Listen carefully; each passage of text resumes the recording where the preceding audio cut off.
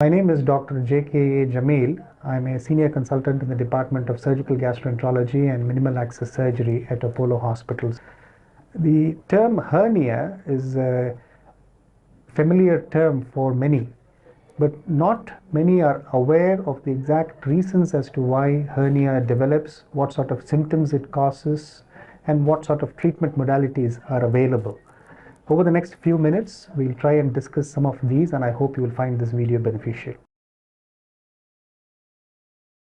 Hernia is basically a defect or a gap in the abdominal wall, and through this defect the contents of the abdominal cavity, such as the bowel or the fat, we call it as omentum, comes out and protrudes and causes problems.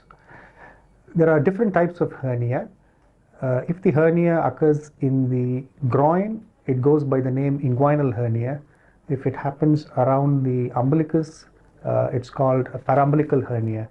If it happens quite higher up in the abdomen, in the epigastric region, we call it as an epigastric hernia. These are some of the names that we give for different types of hernias. There are many more.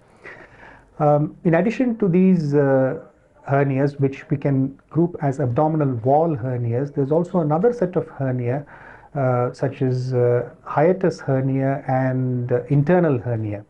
Now these are entirely different entities, and we're not going to be talking about them today. Rather, we would be focusing only on abdominal wall hernias.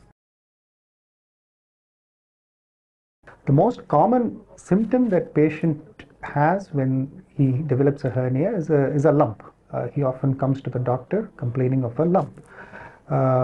In addition to that, he or she could also have a dragging sensation or occasionally pain, particularly when they are standing for a long time or straining or exerting themselves.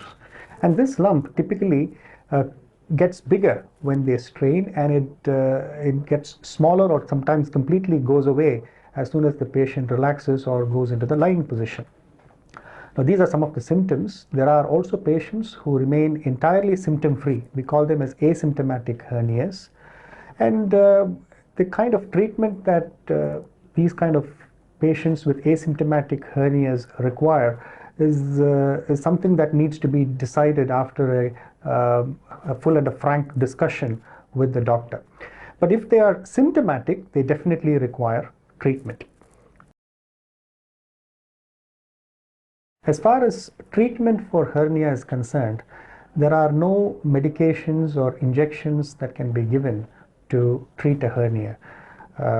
The treatment of hernia is only surgical.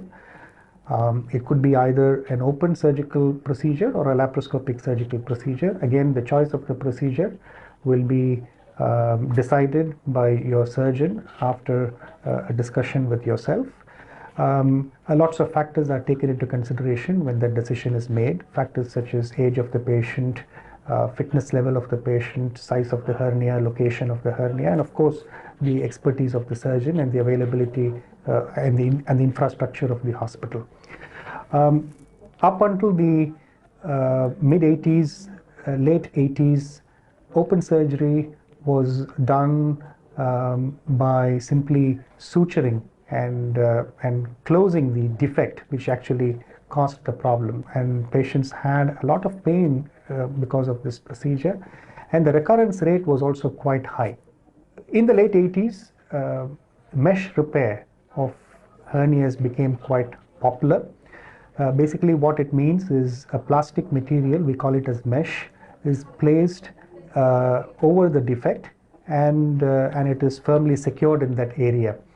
As a result of this, the recurrence rates have gone down quite significantly. Not only that, the amount of pain that the patient experienced after this operation was also quite low, because this is regarded as a tension-free repair. So the sutures, the tissues are not really pulled and stitched together. Rather, the mesh is placed on top of the tissues, and so the amount of tension that is in that area is reduced, and therefore the pain is also less. A few years later, another innovation came up in the field of hernia surgery, and that's laparoscopic hernia surgery. And now that's become extremely popular. largely because the amount of pain that the patient experiences after this procedure is even lower. And the infection rates are also quite low. Having said that, the recurrence rate for both laparoscopic surgery and open surgery, if done in expert centers, in experienced hands, is similar. The advantages of laparoscopic surgery are that a patient is able to get up and walk soon after surgery. The pain levels are low, and therefore they can get back to their normal activities, they can get back to work early, and the overall experience is quite good. There are a number of types of laparoscopic surgery.